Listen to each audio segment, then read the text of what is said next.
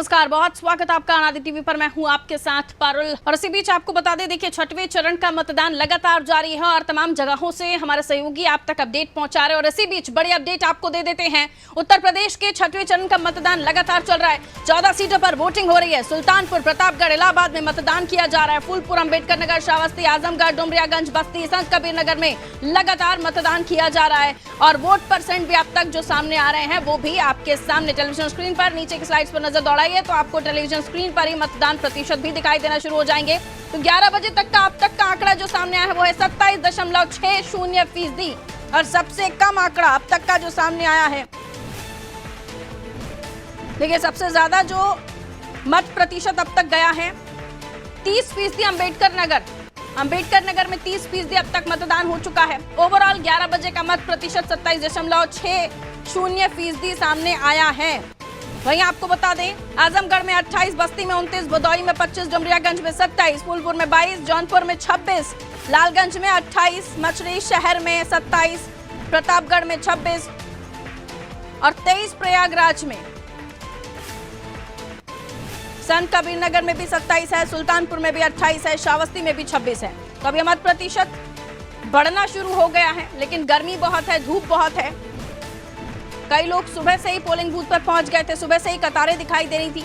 लेकिन अब कुछ परिस्थितियां बदली हैं, क्योंकि अब गर्मी बहुत ज्यादा लोगों को हो रही है। और 38 डिग्री टेम्परेचर 11 बजे के आसपास था और अब सोचिए अब कितना बढ़ गया होगा। उत्तर प्रदेश में भीषण गर्मी और गर्मी के बीच में मतदान।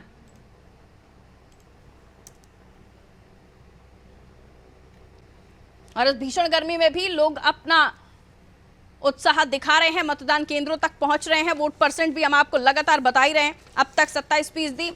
उत्तर प्रदेश में 14 सीटों पर मत प्रतिशत सामने आ गए। हमारे साथ हमारे सहयोगी जुड़े, माफ कीजिए, हमारे साथ हमारे मेहमान जुड़े हुए हैं, उनकी तरफ हम रुख कर लेते हैं और आपका परिचय करा देती हूँ जो लोग हमारे साथ बने हुए हैं। केसी जैन साहब हमारे साथ भारतीय जनता पार्टी से जुड़े हुए, बहुत स्वागत करती हूँ सर आपका। यश भारती जो सपा से हमारे साथ जुड़े हैं, यश भारती आपका भी स्वागत।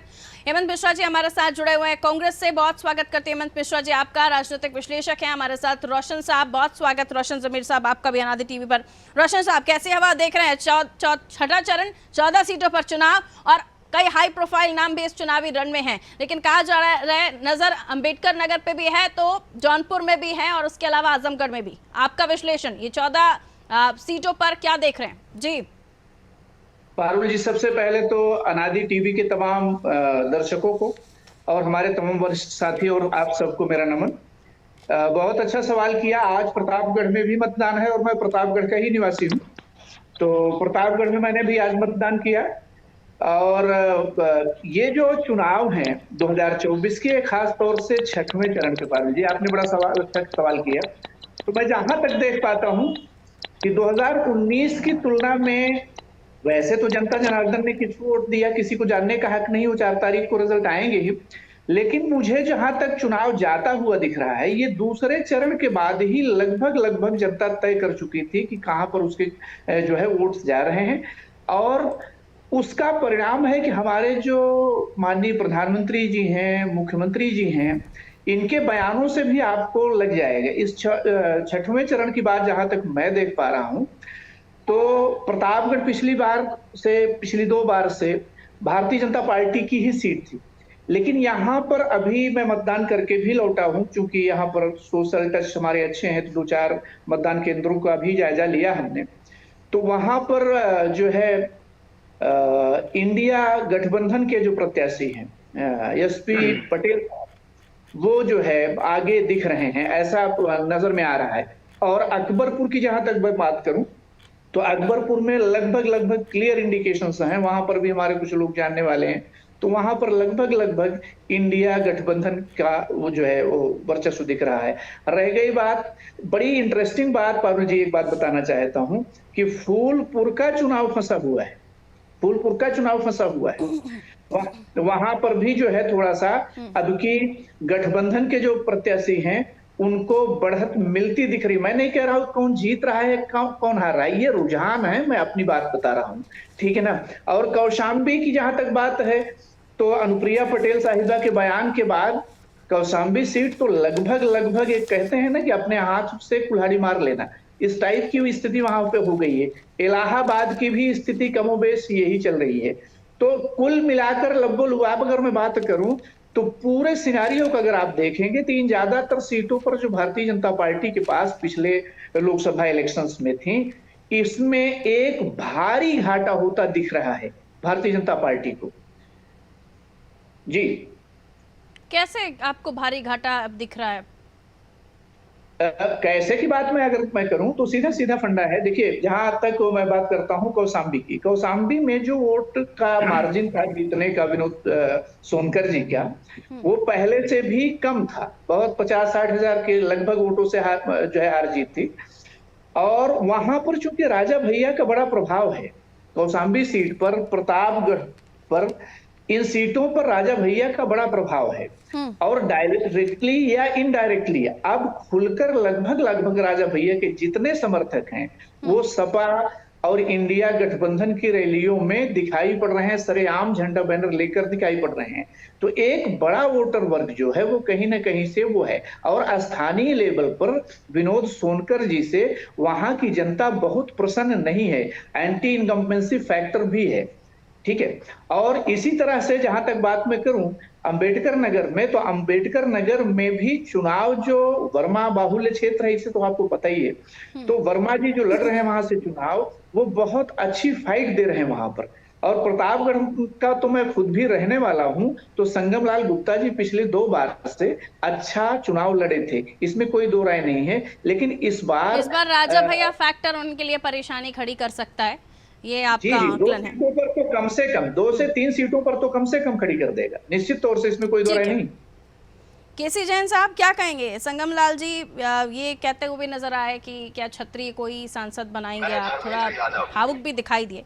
और उसके बाद बताया जा रहा है कि राजा भैया फैक्टर यहाँ पर काफ़ी मजबूत दिखाई दे रहा है। वहीं बीएसपी भी है जो यहाँ पर उम्मीदवार उतार कर वोट काटने का काम कर रही है। तो अगर पर्टिकुलर हम प्रतापगढ़ की बात कर लें तो रोशन जी का ये आकलन है कि यहाँ पर आपको टफ फाइट मिल रही है, क्या कहेंगे? नहीं, देखिए, रोशन जी का आकलन अपना आकलन है। वो जिस प्रकार से एज ए वरिष्ठ विश्लेषक, वरिष्ठ पत्रकार के रूप में बैठे हैं, तो मैं उन पर कोई टिप्पणी नहीं करना चाहता हूँ। लेकिन वो तो इस चरण की सारी सीटें इंडी गठबंधन को दे रहे हैं। सबका अपना अपना विश्लेषण है, उनका नजरिया है, उन्होंने जिस दृष्टि से देखा हो। और कई सारी सीटें उन्होंने गिना दी इनमें से कि ये सारी की सारी इंडी गठबंधन जीत रहा है। जबकि देखिए, सच्चाई ये है कि जिस प्रकार से अभी आपने कहा कि भाई बीएसपी भी वहां पे लड़ रही है, तो पिछली बार जो बीएसपी थी वो समाजवादी पार्टी के साथ में थी, गठबंधन के साथ।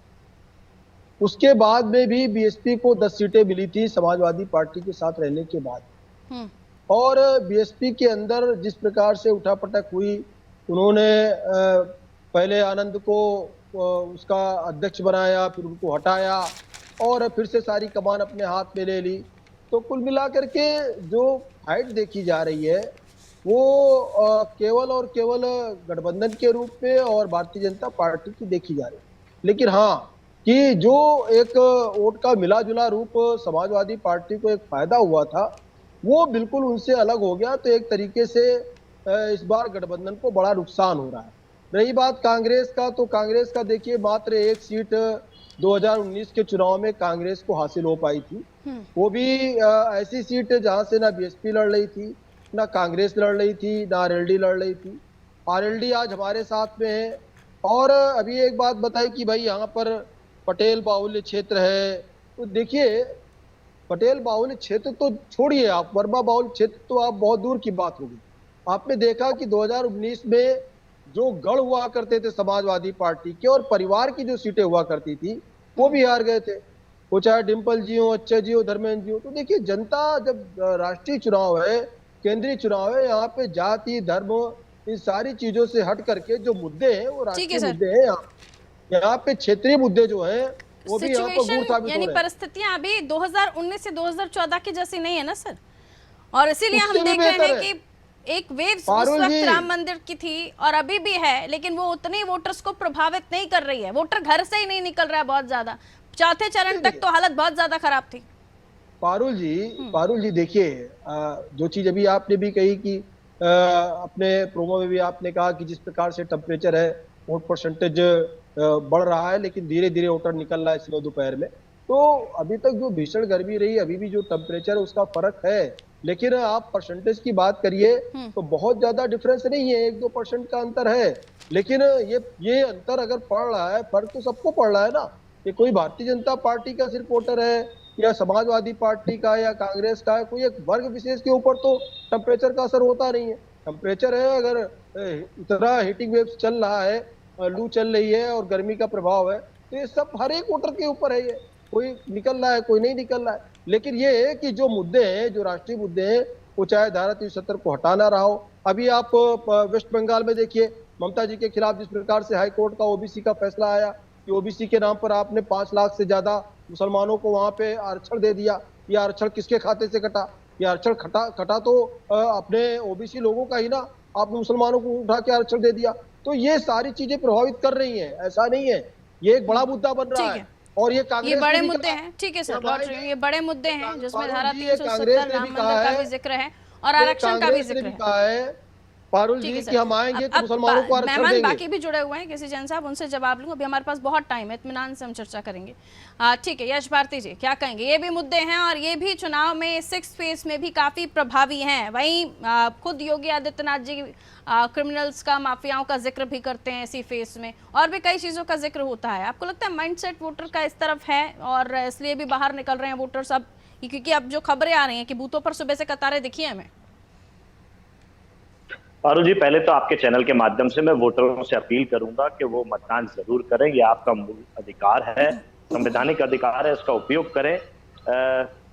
आपको अधिकार दिया है, अगर आप किसी पार्टी को पसंद नहीं करते तो नोटा भी आप चुन सकते हैं, लेकिन ये परिवर्तन की लहर है, इस परिवर्तन की लहर में मतदान जरूर करें। दूसरी बात, बार बार टेम्परेचर की बात हो रही है, टेम्परेचर बहुत ज्यादा है। ये टेम्परेचर तो लगातार बढ़ रहा है और इसी समय लगभग चुनाव होते हैं। यही सरकार की योजना बता देते ना इसी बात को लेकर के कि हमने इस टेम्परेचर को लेकर के क्या काम किया, पर्यावरण को लेकर के 10 साल मिले। हम समाजवादी पार्टी के लोग जब सरकार में थे तो हमने 5 करोड़ पौधे लगा के गिनीज बुक में रिकॉर्ड कायम किया, जो विश्व स्तरीय काम है अपने आप में। बता दें, क्या ऑक्सीजन की कमी के समय उन 5 करोड़ पौधों का योगदान नहीं रहा होगा? क्या आज पर्यावरण को सुरक्षित करने में उन 5 करोड़ पौधों का योगदान नहीं रहा होगा? क्या उसको धर्म के आधार पर, जाति के आधार पर लोग इस्तेमाल करते होंगे? तो ये केसी जैन साहब बताएं, इनकी छत्तीसगढ़ सरकार ने कहा हम 8 करोड़ पौधे लगाएंगे, मध्य प्रदेश सरकार ने कहा हम 7 करोड़ पौधे लगाएंगे, और कह भी दिया, हमने लगा भी दिए। भाई अगर आपने लगाया तो गिनीज बुक में आपका नाम क्यों नहीं आया? तो ये झूठ फैलाना, गुमराह करना, आंकड़ों के साथ फेरबदल करना, ये काम भारतीय जनता पार्टी का है। और उसी तरीके से केसी जैन साहब भी अपनी चीजों को प्रस्तुत कर रहे थे। केसी जैन साहब नहीं बता पाएंगे कि वो जिस समुदाय से आते हैं, जैन समुदाय से आते हैं, देश भर में क्यों विरोध करने बैठा था, क्यों अपने बड़े बड़े प्रतिष्ठान बंद करके छोटे बच्चे, महिलाएं, पुरुष, बुजुर्ग, महिलाएं, पुरुष, सब लोग सड़क पे क्यों बैठे थे? सरकार के खिलाफ नहीं थे, क्योंकि उनके तीर्थ स्थलों को, उनकी धार्मिक भावनाओं को आहत किया जा रहा था। किसके द्वारा किया जा रहा था? इन्हीं की सरकार के द्वारा किया जाता है, इन्हीं की सरकार के खिलाफ थे। तो हर जाति, हर वर्ग आज भारतीय जनता पार्टी के खिलाफ है। चाहे वो नौजवान हो जो सेना में जाना चाहता था, बड़े गर्व के साथ देश की सेवा करना चाहता था, उसको अग्निवीर जैसा उन्होंने अतिथि, जैसे जो शिक्षक भर्ती होना चाहते हैं उनको भी सबको संविदा पे ले आए हैं, कॉन्ट्रैक्ट बेसिस पे 4 साल, 5 साल, 3 साल, 2 साल की कॉन्ट्रैक्ट बेसिस वाली नौकरियों पे ला करके रख दिया है। पक्की नौकरी किसी को देने के लिए तैयार नहीं है। अभी ये बात बंगाल की कर रहे थे, तो गुमराह करने का काम करेंगे ना, बताएं कितनी नौकरियां दी। ये कहते थे 2 करोड़ नौजवानों को हम नौकरी देंगे, रोजगार योजना की बात करते रहे। मेरी बात पूरी हो जाने दी, आपने भरपूर समय दिया, पारुल जी थोड़ा सा समय दिया। ये आत्मनिर्भर होने की बात करते थे। स्मार्ट सिटी के लिए मध्य प्रदेश सरकार को केंद्र सरकार ने कह दिया है कि हम स्मार्ट सिटी के लिए कोई पैसा अब आपको नहीं देंगे, अब आत्मनिर्भर हो जाइए। स्मार्ट सिटी की योजना तो केंद्र सरकार की है। देश भर में कितनी स्मार्ट सिटी ज्यादा लंबे हो जाएंगे सर, फिर जवाब भी उनको लंबा देना पड़ जाएगा, इसलिए थोड़ा टुकड़ों में हम चलें। जवाब दे ही और नहीं फिर पाएंगे, उसके बाद और भी समय है, पूरा आधा घंटा और है हमारे पास। उसके बाद हेमंत जी भी वेट कर रहे हैं, तो मैं उनके पास भी चली जाऊंगी, क्योंकि सत्ता में केसी जैन साहब है, सारे आरोप आप ही के ऊपर है। पहले जवाब ले लेती हूँ, बहुत ज्यादा लंबा समय मत लीजिएगा जैन साहब, जल्दी जल्दी।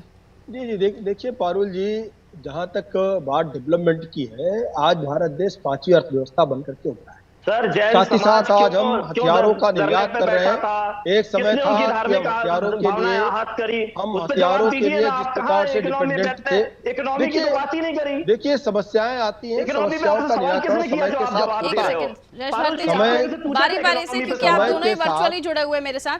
देखिए मैं नहीं हमने सुन पाऊंगी समय आप के दोनों साथ को, और फिर एक को समस्याएं म्यूट करना आती हैं पड़ेगा। और समय के साथ आपकी आवाज समस्याओं का डाउन नहीं कर निराकरण रही होता हूँ, है। लेकिन प्लीज अगर एक ही बार में उस पे अगर जवाब एक देते, ही बार में एक ही रोजगार को सरकार लेकर के में जवाब देते, सारी स्मार्ट सिटी को समस्याओं का लेकर के। एक निराकरण हो सेकंड, दोनों जाए को म्यूट कीजिए जरा। तो मैं हेमंत जी के पास चले जाती हूँ। तू मैम की डिबेट प्लीज मत कीजिए, क्योंकि मैं ही नहीं सुन पा रही हूँ कि आप लोग क्या बोल रहे हैं, तो मेरे दर्शक क्या सुन पा रहे होंगे।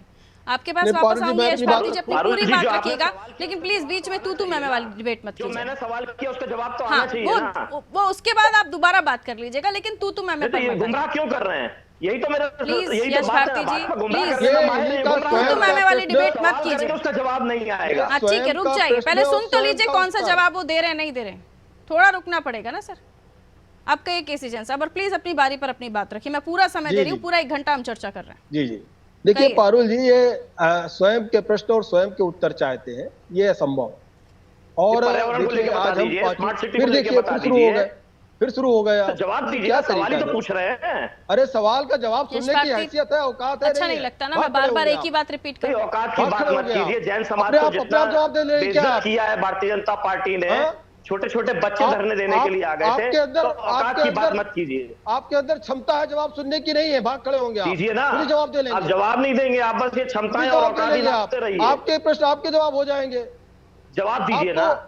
आपको आपको जैन क्या समाज क्यों धरने पे वजह बैठा था? करनी किसी पड़ती जन है? साहब बताइए ना। आप 500 रुपए महीने पे भत्ता क्यों देते थे? किसी जन साहब क्यों बच्चे धरने पे क्यों बैठे करनी थे? पड़ती जैन समाज माफियाओं क्यों की? धरने पे बैठा था? आज क्यों गुड्डों उनकी का धार्मिक काम भावनाएं माफियाओं का आहत की सफाया थी? हुआ। चलिए, जवाब दोनों को दीजिए म्यूट ना। कीजिए। मैं हेमंत जी के पास जा रही हूँ। तू मैम की डिबेट नहीं चाहिए, और आप एक एक को म्यूट करके ही हम बात करेंगे। अगर आप लोग नहीं समझ सकते कि आपको जो दर्शक सुन रहे हैं वो नहीं समझ पा रहे हैं, तो ये अच्छी बात नहीं है फिर। और मैं भी बार बार एक ही बात बोलूं, ये भी अच्छा नहीं लगता। अपनी बारी पर बोलिएगा प्लीज यश भारती, उनको बोल लेने दीजिए, उनका समय है अभी। और अभी रुकिए दोनों, ये तू मैम की डिबेट से प्लीज बचिए। समय खराब होता है और किसी को समझ में भी नहीं आता। मैं नहीं समझ पा रही हूं आप लोग क्या बोल रहे हैं। हेमंत जी क्या कहना चाहेंगे? तमाम आरोप प्रत्यारोप, और उत्तर प्रदेश की अगर हम बात करें तो हाल ही में खबर आई है, लालजी वर्मा उन्हें वो कह रहे हैं कि पुलिस मुझे हाउस अरेस्ट करने की कोशिश कर रही थी, और उधर क्राइम फ्री की बात भी हो रही है। लेकिन जब हम इन 14 सीटों की बात करते हैं पूर्वांचल की, पिछली बार तो आपका यहाँ पर खाता भी नहीं था सर। म्यूट है सर डिवाइस आपका। जी, मैं सभी दर्शकों को नमस्कार करता हूं और आह्वान करता हूं कि सभी लोग, सभी मतदाता जो हैं, आज जहां चुनाव हो रहा है, वो लोग ज्यादा से ज्यादा संख्या में जाकर के लोकतंत्र को बचाने के लिए और संविधान को बचाने के लिए मतदान जरूर करें। अब मैं आपकी बात पे आता हूं। अभी आपने कानून व्यवस्था की बात की। आज एक IAS ऑफिसर हैं देवेंद्र नाथ दुबे, जो इंदिरा नगर लखनऊ में रहते हैं, उनकी पत्नी मोहिनी दुबे की लूट और हत्या कर दी गई। ये तो आज कानून व्यवस्था का हाल है। लगातार कहीं मेरठ, कहीं मुजफ्फरनगर, कभी लखनऊ, तमाम जगह कानून व्यवस्था के ऊपर प्रश्न चिन्ह लग रहा है। इसका जवाब तो योगी जी की सरकार को देना पड़ेगा। दूसरी बात मैं ये कहना चाहूंगा कि आज का जो चुनाव हो रहा है, इस चुनाव के जो मुद्दे हैं और भारतवर्ष के पूरे चुनाव के जो मुद्दे हैं लगभग समान है। जिस तरीके से प्रथम चरण के मतदान से और आज छठे चरण तक भारतीय जनता पार्टी के बयानों में लगातार गिरावट देखी जा रही है, इससे यह सिद्ध होता है कि कहीं ना कहीं उन्हें हार का डर सता रहा है। पहले चरण से शुरू हुआ मतदान मांस मदिरा मछली से, और उसके बाद आज आकर के टोटी चोर के रूप में करने लगे। मैं समझता हूं कि उनकी हताशा और उनकी हार जो है वो इसमें उनके बयानों में दिखाई दे रही है। पूरी तरीके से ध्रुवीकरण करने का पूरा प्रयास किया गया, लेकिन भारत के जागरूक मतदाता ने उनकी एक नहीं सुनी। आज भी छठे चरण के मतदान में जिस तरीके से मतदान हो रहा है और जो सूचनाएं सूत्रों के आधार पर मेरे पास भी आ रही हैं, इंडिया गठबंधन की एक लहर, एक अंदरूनी लहर चल रही है, और मोदी लहर का विरोध हो रहा है। क्योंकि 2014 और 2019 में जिस तरीके से भारतीय जनता 4 पार्टी चरणों के बाद ने 5वें चरण से तो आप नंबर बताना शुरू किए हैं कि कितनी सीटें जीत रहे हैं। वो तो शुरू से देखिए साहब, 400 का नारा लगा रहे हैं साहब। ये तो भगवान है, हम्म। ये तो भगवान है, सर्वव्यापी है और सर्वज्ञाता है। तो ये तो भविष्यवाणी में माहिर वो लोग हैं, ये तो कर ही लेंगे कि हम 400 पार 400 पार नहीं निकल पाई, अब 300 पार नहीं निकल पाई, अब 200 पार अभी छठे चरण के शाम के डिबेट में आप देख लीजिएगा। कहने लगे कि साहब एनडीए की सरकार है, हमें साथ और लोगों से भी समर्थन लेना है और ये सब करना है। ये चीजें मतलब ये पूरी तरीके से गिरावट दिखाई दे रही है कि आप कहां से चले थे और कहां पहुंच गए। आपके पास अपने कोई कार्य बताने का कुछ है नहीं। आप हिंदू मुसलमान पाकिस्तान के अलावा ये तो आपकी गिजा बन गई है, इसके बगैर आप अपना भाषण नहीं दे सकते। आप ये तो देखिए, और ये पूरा देश देख रहा है कि आपने 2014 में झूठे वादे करके सरकार बनाई, 2019 में जनता ने इसलिए आप पर विश्वास किया। हो सकता है 2014 में कुछ कमियां रह गई हों। ओबीसी का आरक्षण नहीं छीनने देंगे, आपके अलायंस के नेता कह रहे हैं मुस्लिमों को आरक्षण देंगे। आदरणीय राहुल जी ने पहले ये बात कहा था कि जो बात मैं चाहूंगा वो मोदी जी बोलेंगे। पहले दूसरे तीसरे चरण तक तो उन्होंने संविधान के बारे में कोई बात ही नहीं करी। जब उन्होंने देख लिया कि संविधान बचाने के लिए जनता मुखर है, भारतीय जनता पार्टी को जवाब दे रही, तब उन्होंने अपने बात को लेकर के कहना शुरू कर दिया कि साहब हम भी संविधान को बचाएंगे। अरे आप अपने पहले नेता लोग जो संविधान बदलने की बात करते हैं, चाहे वो अयोध्या के लल्लू सिंह हैं, चाहे हेगड़े साहब हैं, चाहे अरुण गोविल जी हैं, आपने उनको अभी तक बाहर का रास्ता क्यों नहीं दिखाया? क्यों नहीं उनके चेहरे आपने मुंह पे जुबान पर लगाम लगाई? आपके अंदर कुछ और है, आपके बाहर कुछ और है, और यही बात जनता समझ चुकी। आप संविधान के साथ खिलवाड़ करने का पूरा प्रयास कर चुके हैं पहले, और आज फिर संविधान के ऊपर प्रश्न चिन्ह लग रहा है। इसीलिए जनता जवाब दे रही है, और संविधान के ऊपर हमला ना हो इसीलिए जनता भारतीय जनता पार्टी को के रथ को रोक रही है और इंडिया गठबंधन की सरकार बनाने जा रही है। केसी जैन साहब, अब पर्याप्त आरोप आपके ऊपर हैं, मुझे सवाल अपना रखने की जरूरत नहीं है, कहिए, जवाब देना शुरू कीजिए। देखिए पारुल जी, सबसे बड़ी समस्या यही है इंडी गठबंधन की कि इनको भारत देश की किसी भी संवैधानिक व्यवस्था पे भरोसा नहीं। 10 साल तक हम सरकार में रहे हैं और आगे हम चुनाव में हैं, अगली सरकार फिर बनने जा रही है और मोदी जी फिर से एक बार प्रधानमंत्री बने। आज की जो सीटें हैं उनमें हमारी सीटों में पिछली बार से भी ज़्यादा इजाफा होने वाला है, क्योंकि बीएसपी अलग लड़ रही है और समाजवादी पार्टी, कांग्रेस से सब जिस प्रकार से एक दिखा रहे हैं, तो आप देखिएगा चुनाव के बाद ये एक दूसरे के ऊपर तोहमत भी बढ़ेंगे कि हमने तो अपना वोट दे दिया, लेकिन आपने अपना वोट देखिए, ये गलत तरीका है। फिर भाई आपको बोलने नहीं, गलत सही तरीका ये नहीं है ना, आपसे सवाल के जवाब पूछ रही है पारुल जी। जब मैं बोलता हूँ, मैं पूछा गया है, आप बोला, आपको लगता है मांग रही है, आपको लगता है कि समाजवादी पार्टी सुनाने की कोशिश कर रहे हो, तो को घुमा देगी। आप बार बार वही कह रहे हैं, दर्शक को घुमाने का काम कर रहे हैं। आपको लगता है कि आप बोलने नहीं देंगे, तो मैं आपको बोलने कतई नहीं दूंगा। अरे आपसे सवाल के जवाब आप देख लीजिएगा, मैं तो लगातार किसी के मुंह में अपने शब्द नहीं डाल सकते ना, कर दें, उन्हें पूरा बोलने दीजिए, उसके बाद जो चीजें रह जाएंगी हम उस पर बात करेंगे। बोलने नहीं दूंगा अब आपको, करके आप आवाज बंद कर लेंगे, मैं आपको बोलने नहीं दूंगा, आप डिस्टर्ब अरे बेचारे केसी जैन साहब, ऐसे वक्त बर्बाद कर रहे हैं। रुक जाइए, मैं आपकी बारी पर आपको बोलने का समय दूंगी, तब आप काउंटर कर लेना। माफियाओं की चढ़ करना पड़ता है, मुख्तार अंसारी की कब्र पे जाना पड़ता है, जवाब आ रहा है, ये जवाब आ करना पड़ता है।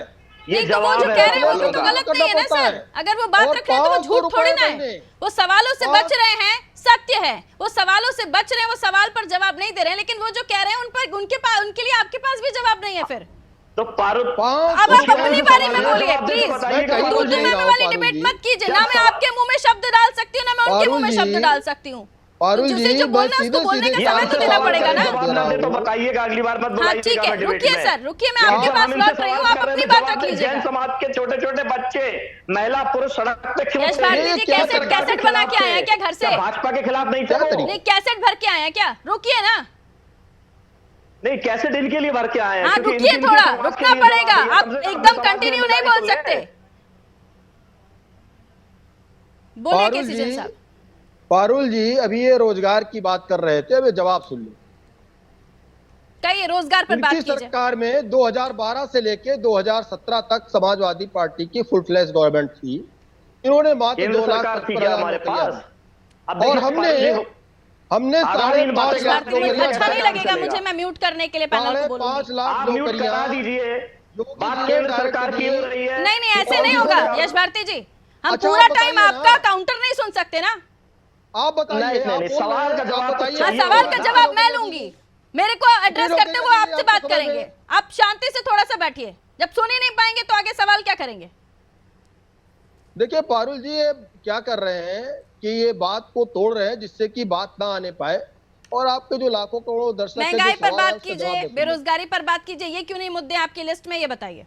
बिल्कुल है, बिल्कुल हम उसी पे जवाब दे रहे हैं। देखिए ये जब इनकी सरकार थी, इन्होंने मात्र 2.5 लाख नौकरियां दी और हमने 5.5 लाख नौकरियां दी। उसके बाद में भी भारतीय जनता पार्टी की सरकार में नौकरियां नहीं मिली। और साथ ही साथ अगर इनके पास इतनी नौकरियां थी तो ये 500 रुपए महीने बेरोजगारी भत्ता क्यों दे रहे थे? किन लोगों को 500 रुपए महीने बेरोजगारी भत्ता दे रहे थे? और वो एक कह रहे हैं चीज जो है वादा किया वो निभाया नहीं आपने। पारुल जी, एक चीज और भी है, जब ये आरक्षण की बात करते हैं, ये जनगणना की बात करते हैं, जातिगत जनगणना की बात करते हैं, तो पारुल अगर जी अभी किसने करी ये OBC सब का हक बातें? मार करके जो पुराने सवाल है वो उसके हेमंत जवाब जी तो की देंगे बातों का भी नहीं। जवाब दे रहे हैं ना, हेमंत जी की बातों का भी साथ में जवाब दे रहे ओबीसी हैं। का हक अगर मार करके ये मुसलमानों को अगर दे रहे ओबीसी की हैं, किसी ने बात तो नहीं इस पे करी, चर्चा जाति क्यों नहीं जनगणना होगी? की भी बात नहीं करी, और उसमें ये एक चीज फेलियर है, हैं। और एक चीज है कि जो आरक्षण की बात है, इसको हाईकोर्ट ने रद्द किया ना, इसको वेस्ट बंगाल की हाईकोर्ट ने रद्द किया, इसको कोई भारतीय जनता पार्टी ने नहीं रद्द किया। मुद्दा तो तब बना जब हाईकोर्ट ने इस आरक्षण को गलत माना, कहा ये ओबीसी का सर्टिफिकेट मुसलमानों को देना गलत है, और ये उसका समर्थन कर रहे हैं, और ये ओबीसी के हिमायती भी हैं। किस तरीके के ओबीसी के हिमायती हैं? जो ये आरक्षण दिया जाएगा, जिन 5 लाख लोगों को ओबीसी सर्टिफिकेट जारी किया गया वेस्ट बंगाल में, ये किसका हक मार रहे हैं? ये अपने ओबीसी भाइयों का हक मार रहे हैं। और भारत देश, हम फिर वही मतलब बात इस कह रहे बार हैं, मुद्दा आरक्षण और हिंदू मुस्लिम ही है ना केसी जैन साहब, घूम फिर कर गाड़ी वहीं आ रही है ना। नहीं, देखिए हम तो अपने काम के आधार पर जनता के बीच पे जा रहे हैं, लेकिन जहां तक आरक्षण की बात है, अगर चोरी से हमारे ओबीसी भाइयों का आरक्षण मारा जा रहा है तो इस पे चर्चा मेरी क्यों नहीं होनी टीम चाहिए? ग्राउंड पर मौजूद थी, हमने वो क्यों तक नहीं से बात जो की। इस पे चर्चा उनके होनी मुद्दे चाहिए? बिल्कुल महंगाई चर्चा होगी इस पे। बेरोजगारी थे सर, उनके मुद्दे सड़क पानी थे जिनको लेकर बहिष्कार हो रहा है। नहीं पारुल जी, देखिए हम फिर वही बात कह रहे हैं कि ये राष्ट्रीय चुनाव है, केंद्र की चाबी किसको वोटर जनता का दे, क्या जनता ये करेंगे? तय कर चुकी वोटर तो है। यही कहता हुआ वोटर पोलिंग की बूथ पर बात कर नजर रहे आ रहा है ना। वोटर की बात कर रहे हैं पारुल जी। वोटर ये भी चाहता है कि हमारा हक न मारा जाए, हमारा हक मार करके दूसरे को न दिया जाए, वो भी चोर दरवाजे से, अनैतिक तरीके से। और अभी कांग्रेस के साथी ने जो बात कही, संविधान संरक्षण की बात कही, संविधान आरक्षण की बात कही, तो संविधान किसके समय में खतरे में है? आपने कितने संविधान में संशोधन किए? और जिसको आप रूप दे रहे हैं कि संविधान खतरे में है, संवैधानिक व्यवस्था खतरे में है, जब आप चुनाव जीत जाते हैं तब ये चुनाव आयोग ठीक हो जाता है। अभी आप ईवीएम पे ठीकरा फोड़ेंगे लास्ट में, जब ठीक है। चुनाव आप हारेंगे नीरज जी, तो ठीकरा पूरा की पूरा ठीक है। ईवीएम पे होगा और रोशन चुनाव जी, आयोग ठीक है, पे रुक होगा। जाइए। ये चुनाव आयोग को कटघरे में खड़ा करते हैं, ये ईडी को कटघरे में खड़ा करते हैं, ये सीबीआई को कटघरे में खड़ा करते हैं, फिर कहते हैं देश की संवैधानिक व्यवस्था खतरे में आ गई। यूपी के लेकिन लिहाज जब से, यूपी ये में चुनाव क्योंकि जीत जाते हैं, हम जब उत्तर तब वही प्रदेश की व्यवस्था बात ठीक हो करते हैं, जाती है। रोशन साहब रुक जाइए, रोशन साहब उत्तर प्रदेश की जब हम बात करते हैं तो उत्तर प्रदेश का पॉलिटिक्स पर देश की नजर होती है, और कई ऐसे पॉलिटिशियन जो केंद्र में मिनिस्टर्स हैं वहां से चुनाव लड़ रहे होते हैं। खुद प्रधानमंत्री नरेंद्र मोदी जब इसी क्षेत्र से आते हैं तो यूपी बखत क्या रखता है ये सभी को पता है, और यहां से उठने वाले मुद्दे बाकी जगहों पर आते हैं। लेकिन बंगाल के इस मुद्दे ने हाईजैक किया इस बार के चरण को, मानना पड़ेगा, क्योंकि तमाम जगहों पर चर्चा ऐसी बात की है। और फिर क्योंकि एक तरफ हम देख रहे थे कि ये कहा जा रहा था कि आप संविधान खत्म कर देंगे, आप संविधान खतरे में डाल देंगे, तो फिर वहां से काउंटर ढूंढा गया। पता चला पश्चिम बंगाल मामले में हाईकोर्ट का निर्णय आ गया, फिर मिल गई बॉल इनको अपने पाले में, और अब सीधे इसी तरीके से इस मामले में पूरा जो ये 6वां चरण है ये जाता हुआ दिख रहा है। क्या ये एज देगा पार्टियों को? इस मामले में फुटेज मिलेगा? अगर हमारे लैंग्वेज में कहें तो क्या कहेंगे?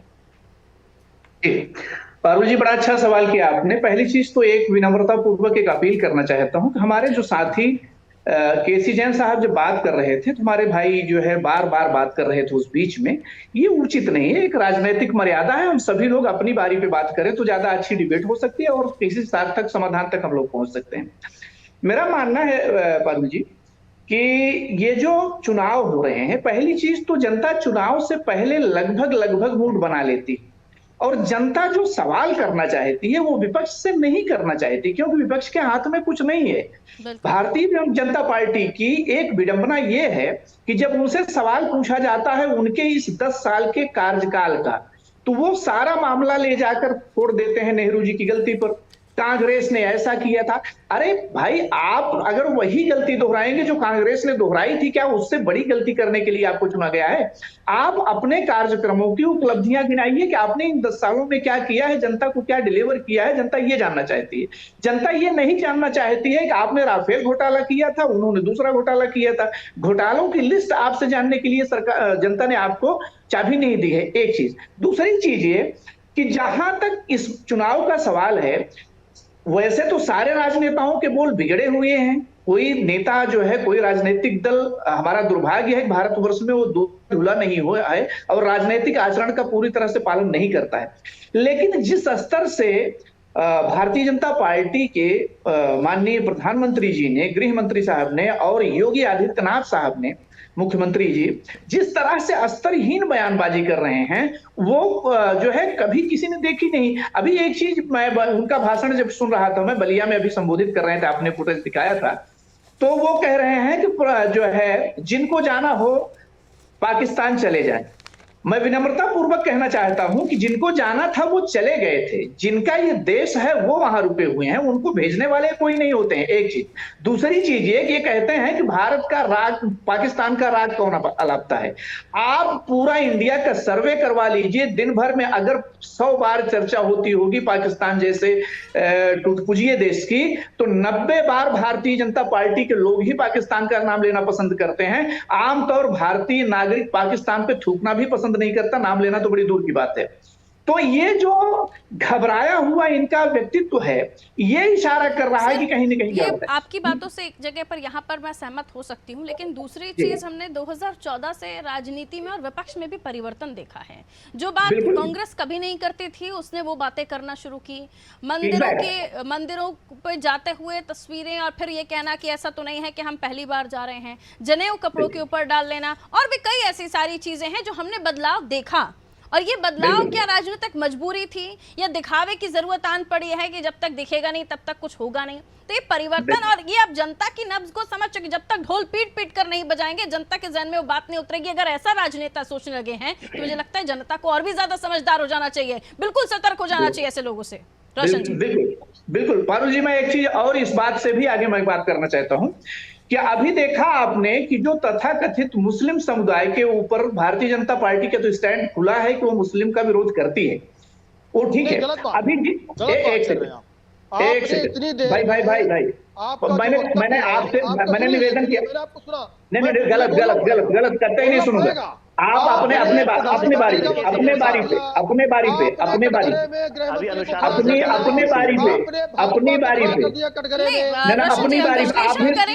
आरोप मढ़ने वाले विपक्ष सत्ता पक्ष एक दूसरे पर है।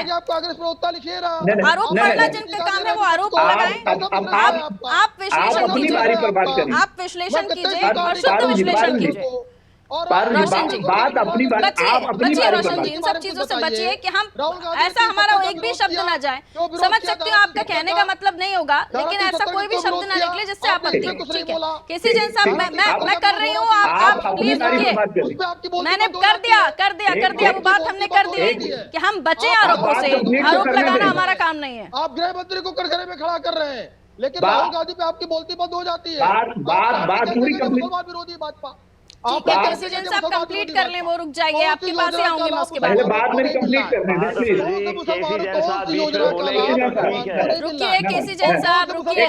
बात मैं कंप्लीट करूं उसके बाद। ठीक है, इस वक्त मेरे पास मत प्रतिशत है हाथ में, वो मैं अपने दर्शकों को बता देती हूँ। रुकिए, बाकी सभी को म्यूट कीजिए, दर्शकों तक सिर्फ मेरी आवाज जाएगी।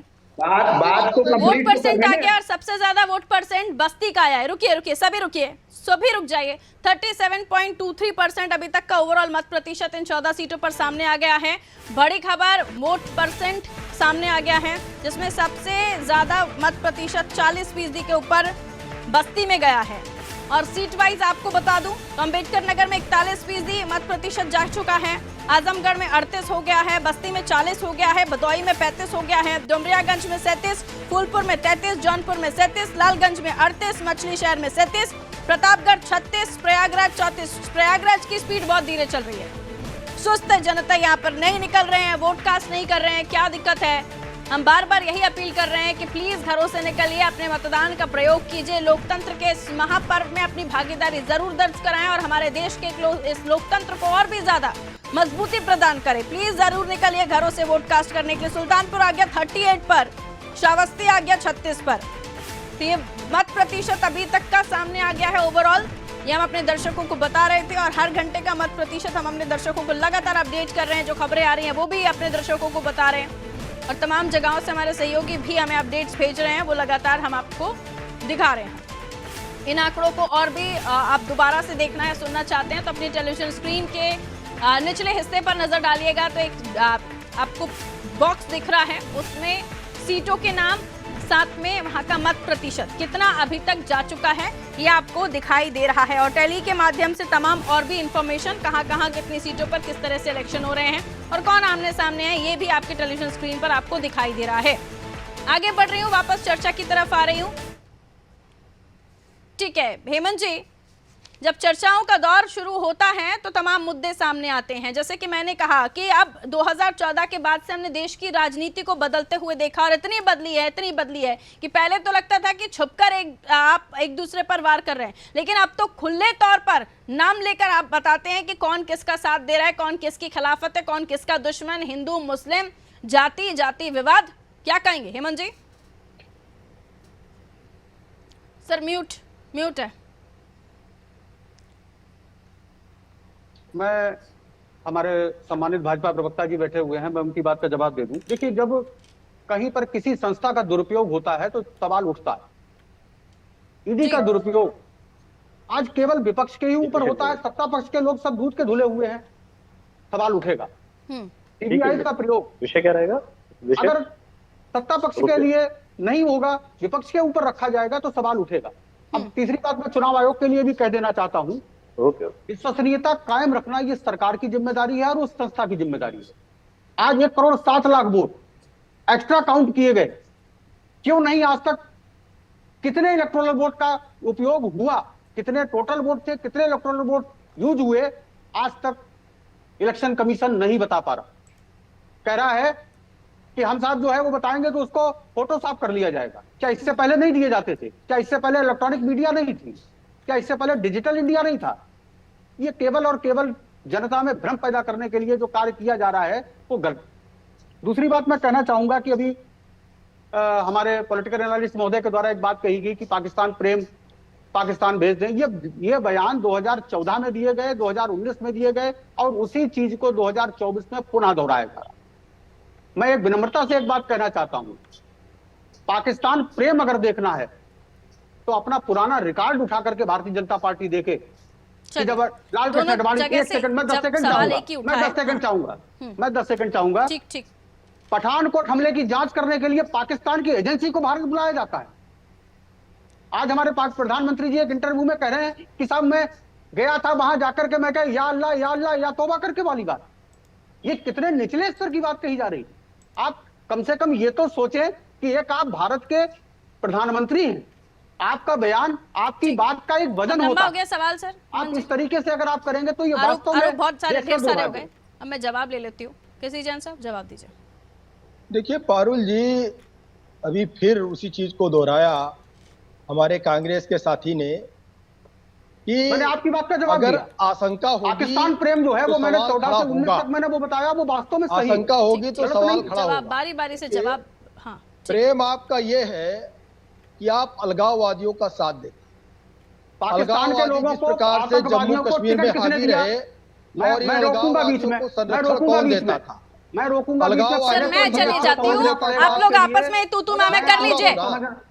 मतलब कोई जिम्मेदारी आप लोगों की बनती है नहीं बनती है कि जब आरोप पड़ रहे हैं तो जवाब भी तो लीजिए। उनसे मैं काउंटर क्वेश्चन करूं कि नहीं करूं? जवाब दे रहा हूं ना। मैं केवल एक बात कहना चाहूंगा। अब एक बात कह लीजिए, एक सेकंड कह लीजिए, एक बात और कह लीजिए आप हेमंत जी, कह लीजिए, एक बात और कह लीजिए, कहिए। मैं ये कहना चाहता हूं कि पहले भारतीय जनता पार्टी ये बात समझ ले कि भारतीय जनता पार्टी का विरोध, सरकार की नीतियों का विरोध राष्ट्रद्रोह नहीं है। अब आप अपनी बात कहिए। ठीक है, चलिए आप कहिए केसी जैन साहब, पूरी हो गई उनकी देखिए बात। जी देखिए, जब बात राष्ट्र की आती है और जिसको इन्होंने राष्ट्रद्रोह की बात कही कि नीतियों का विरोध राष्ट्रद्रोह नहीं है। लेकिन जब बात आती है राष्ट्र को समृद्ध करने की, राष्ट्र को बलवान बनाने की, अंतर्राष्ट्रीय स्तर पे छवि सुधारने की, और उसके बाद में जब आप कटघरे में खड़ा करते हैं सरकार को, तो अंतर्राष्ट्रीय स्तर पे मोदी जी से मतलब नहीं है।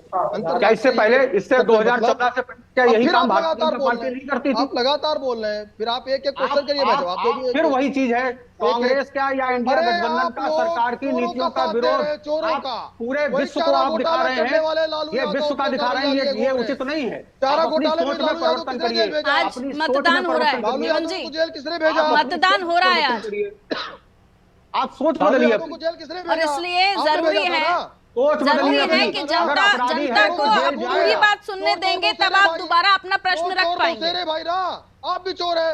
कचारा घोटाला, कॉमनवेल्थ, जुबान को संभाल करके बात करिए। तो घोटालेबाज जो है, वाली डिबेट नहीं होती है। केसी जैन साहब, नहीं, अच्छे शब्दों का इस्तेमाल कीजिए, मर्यादाओं का ध्यान रखिए। पार्टी है, बात करने से पहले तभी सीखिए कैसे बात करी जाती है डिबेट में। कांग्रेस पार्टी चोरों की पार्टी, बेईमानों की पार्टी, सीखिए डिबेट में कैसे बात करी जाती है। तो आप साथ किसका देंगे? लालू यादव क्यों बौखला रहे हैं? घूम रहे हैं आज, क्यों आप बौखला रहे हैं? क्यों आप बौखला रहे हैं? लालू यादव सच स्वीकार नहीं कर सकते ना, लालू यादव सच स्वीकार नहीं कर सकते। मैं यश भारती की बात जा रही हूँ। जेल किसने भेजा? हेमंत जी, होता है। सवाल सवाल दो जगह से उनको मिल रहे हैं और वो जवाब दे ही नहीं पा रहे। पुलवामा के हमले के आतंकी आज तक नहीं ये निष्पक्षता पर भी सवाल है। भारत के प्रधानमंत्री जी अमेरिका में जाकर के कहते हैं कि शर्म आती है भारत में, यश भारती जी, वो अच्छा है। एक देश एक संविधान, आप समझिए इस बात के लिए, आप समझिए इस बात के लिए, ये डिबेट इस तरीके इतने निचले स्तर पर पहले केसी जैन साहब शांत तो हो जाए पारुल जी। हेमंत जी प्लीज, थोड़ा सा डेकोरम का ध्यान रखना पड़ेगा। चुनाव में ऐसा लग रहा है कि आप लोग एक दूसरे को ही जवाब नहीं देना चाहते।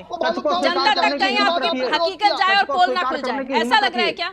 ना वो आपको बोलने देना चाहते, ना आप उनको बोलने देना चाहते। चोरों का साथ दे रहे हैं, गलत आरोप मत लगाइए। चोरों का साथ दे रही है। आपने चोरों को वॉशिंग मशीन में धो करके अपने यहाँ शामिल कर लिया। रुकिए सर, रुकिए, यश भारती अपनी बात रखिए। केसी जैन साहब रुकिए, हेमंत जी प्लीज रुकिए। जवाब अब मेरे पास लिमिटेड समय है, उस लिमिटेड समय में प्लीज बीच में कोई नहीं बोले। मैं आपसे निवेदन कर रही हूँ, अपने समय का ध्यान रखते हुए बोलिएगा। मैं म्यूट कर दूंगी, डिस्कनेक्ट करवा दूंगी। प्लीज ऐसी डिबेट नहीं चाहिए। लालू यादव क्या है? अपनी अपनी बात रखिए। केजरीवाल जी क्या है? सवाल पूछा जा अजीत सिंह के ऊपर क्या कार्रवाई हुई? अजीत पवार के ऊपर क्या केसी जैन साहब रुक जाइए, सत्ता में आप हैं आज, सब्र कीजिए, प्लीज वेट कीजिए। विपक्ष में होंगे तो हमसे सवाल अपनी अपनी बारी का जवाब भी अपनी बात रखिए और डिस्कनेक्ट कर लीजिए, क्योंकि इसके बाद मैं आपको बोलने नहीं दूंगी। पारुल जी, और अगर सुनना है आपको तो पार्टी प्लीज डिसिप्लिन थोड़ा सा ध्यान में रखिए, ठीक है? यश भारती कहिए। पारुल जी, भारतीय जनता पार्टी से मैंने शुरुआत में सवाल पूछा था, ये जो पर्यावरण में परिवर्तन आ रहा है, जो तापमान को लेकर के बातचीत हो रही है, उसको रोकने के, अगर पेड़ तो कहां गायब हो गए? देखिए क्या कितनी तकलीफ होती है इनको, गर्मी का असर सीधे इनके सर पे दिख रहा है। केवल कैमरा घुमा करके पेड़ लगा के गायब हो गए, भाग खड़े हुए। देखिए बात नहीं आने देंगे पूरी। बेचारे केसी जैन साहब, बारी बारी से सभी को बोलना होगा ना सर। समझिए उनका दर्द, केसी जैन साहब, जैन समाज की महिलाओं का तो दर्द समझिए, जो कौन से गुस्से का दूध पी कर रहे हैं आज आप? समय खड़े थे। थोड़ा पौधा कुछ होता है, कहाँ गया सब पौधा आपका? और हमने रिकॉर्ड बनाने के लिए पौधे नहीं लगाए। पारुल जी, मेरा समय खराब कर रहे हैं केसी जैन साहब। हमने अपनी अपनी बारी पर बात रखिए। एक सेकंड, मेरा समय खराब कर रहे हैं केसी जैन साहब। मैं म्यूट कर रही हूँ आपको सर, ये अच्छी बात नहीं है। अपनी बारी में बोलिए, मैं आपके पास आऊंगी, पर्याप्त समय दूंगी, थोड़ा सा रुक जाइए। कहिए यश भारती। देखिए ये कह रहे हैं कहाँ चले गए, कहाँ लगाए, कैमरा घुमाए लगाए। गिनीज बुक जो संस्थान है, जो विश्व स्तरीय है, उसके बारे में इनको जानकारी नहीं है, इसलिए गुमराह करते हैं जनता को। पेड़ लगाने के बाद का रिकॉर्ड है क्या? 10 साल बाद पेड़ कहा तो उसका कोई रिकॉर्ड है आपके पास? आप बताइए। तो सरकार में जो रहेगा उसको संरक्षित करना, यही तो सवाल है कि अगर हमने कोई चीज लगाई है, हमने मेट्रो चलाई है, उसको आगे बढ़ाने का काम अगली सरकार को है। हमने एक्सप्रेस वे बनाया तो आगे एक्सप्रेस वे बनाने की जिम्मेदारी, हमने लैपटॉप वितरित किए तो आगे लैपटॉप वितरित करें। हमने 500 रुपए अगर लोगों को दिए आर्थिक सहायता के लिए, तो उसको आगे बढ़ाए। लोगों को आत्मनिर्भर बनाने के लिए हम इनसे सवाल पूछ रहे, स्मार्ट सिटी का ये जवाब नहीं दे रहे। हम बात कर रहे रोजगार का, ये जवाब नहीं दे रहे। हम बात कर रहे बेहतर शिक्षा की, ये बात नहीं कर रहे। हम बेहतर इलाज की बात कर रहे हैं, ये जवाब नहीं दे रहे। ये बेहतर सुरक्षित वातावरण की बात कर रहे हैं, ये जवाब नहीं दे रहे। कानून व्यवस्था ये है कि चुनाव आचार संहिता लगी हुई है, पुलिस चेकिंग के नाम पे 50 लाख रुपए व्यापारी से लूट रही है। जैन साहब, लेकिन ये आप सिर्फ खामोश जवाब रहेंगे। दीजिएगा बगैर आरोप प्रत्यारोपों के, सिर्फ जवाब चाहिए। जो सवाल है उन्हीं का जवाब दीजिएगा, इधर उधर ना भागते हुए। पारुल जी, मैं 5 पॉइंट हाँ कहता जी, हूं। जवाब दीजिए क्योंकि मेरे पास बहुत लिमिटेड ज्यादा समय है। राजनीति 5 कर रहे पॉइंट हैं। कहता हूं पारुल जी। पारुल जी, 5 मेरी पॉइंट। अंतिम बात आने दीजिए। पहला जवाब मैंने ये बहुत- कि बहुत इन्होंने आराम से सुना इनकी बात कितनी को। नौकरियां दी? 2.5 लाख। हमने नौकरियां दी 5.5 अरे लाख। 2.5 लाख ये नौकरियां दी तो 500 रुपए स्थायी दी। महीने बेरोजगारी भत्ता आप दे तो रहे थे। संविधान नियुक्ति दे रहे थे, नहीं दे रहे स्थायी थे? नियुक्ति, पक्की नौकरी माफी और के साथ कच्ची मुझे नौकरी। आप लोगों से भत्ता इजाजत आपकी लेनी योजना होगी। थी कि नहीं थी? और बहुत शुक्रिया तू बेरोजगारी मैं वाली भत्ता। डिबेट के लिए। ना आपकी बात मैं समझ पाई, ना मैं आप लोगों की बात हमारे दर्शक समझ पाए। बहुत अच्छा समय आप लोगों ने दिया, बहुत शुक्रिया। पूरा 1 घंटा हमारे साथ चर्चा करने के लिए, और इस 1 घंटे में 5 मिनट की भी बात दर्शकों तक साफ सुथरी नहीं पहुंच पाई, क्योंकि एक दूसरे को टॉन्ट करने का ये पूरा डिबेट एक दूसरे पर चला गया। एक दूसरे पर आरोप मरे, वहां से आरोप आए तो उसका जवाब ना मिला, दूसरा आरोप शुरू हो गया। खैर, उत्तर प्रदेश में 14 सीटों पर चुनाव चल रहे हैं और तमाम राज्यों में अलग अलग सीटों पर चुनाव हो रहे हैं। देखिए, बहुत ही इंपॉर्टेंट ये चुनाव इसलिए हो जाता है क्योंकि अलग अलग सीटों पर तो मतदान हो ही रहा है, उसके साथ ये जो इस बार का इलेक्शन है, राजपूत और बाहुबलियों का इलेक्शन, एक तरफ से राजा भैया, दूसरी तरफ से धनंजय सिंह, और उसके साथ ही राजपूत वोटर्स, क्षत्रिय वोटर्स। खबरें अलग अलग जगहों से अलग अलग आ रही हैं, लेकिन मतदाता अपनी वही मूलभूत समस्याओं को लेकर बहिष्कार कर रहे हैं और मंचों से आरक्षण जैसे मुद्दों को एक बार फिर से उठाया जा रहा है। बीजेपी का कहना है कि ओबीसी का हक नहीं छीनने देंगे, वहीं सपा और कांग्रेस यानी इंडिया अलायंस का कहना है कि वो आरक्षण या फिर संविधान नहीं खत्म करने देंगे, संविधान से छेड़छाड़ करना चाहती है बीजेपी। अब आने लगे हैं 5वें चरण के बाद से विपक्ष के भी नंबर के हम 300 साढ़े 300 ला रहे हैं। बीजेपी लगातार 400 का नारा लगा रही है। उत्तर प्रदेश की अपनी अलग तस्वीर है, उत्तर प्रदेश का मिजाज अलग होता है और यहाँ की राजनीति से ही पता चलता है कि दिल्ली तक कौन जा रहा है। और पूर्वांचल, खासतौर पर पूर्वांचल में कई सारे मुद्दे हैं, लेकिन वोट परसेंट जो निकलकर 5वें चरण से बढ़ा है, ये बता रहा है कि जनता में अब मूड बना लिया है कि वो या तो बाहर का रास्ता दिखाएगी या किसी नए को बिठाएगी या वापस दूसरे किसी को मौका देगी। कुछ तो सोचकर जनता वोट कास्ट करने जा रही है और जनता अब निकल रही है घरों से, क्योंकि मत प्रतिशत अब 37-40 तक जाना शुरू हो गया है। तबाही वाली गर्मी है, बहुत तेज गर्मी है, लेकिन उस बीच भी जनता का उत्साह कम नहीं हो रहा है। वोट कास्ट करने लोग जा रहे हैं और ये अच्छी खबर है, ये खुशी वाली खबर है कि अब वोटर्स घरों से निकल रहे हैं। नजर हमारी बनी रहेगी इन 14 सीटों पर, लगातार हमारे रिपोर्टर्स हर खबर पर अपडेट दे रहे हैं। फिलहाल मुझे रुकना होगा, दीजिए मुझे इजाजत, और खबरें आप देखते रहिए अनादि टीवी पर, बने रहिए हमारे साथ। नमस्कार।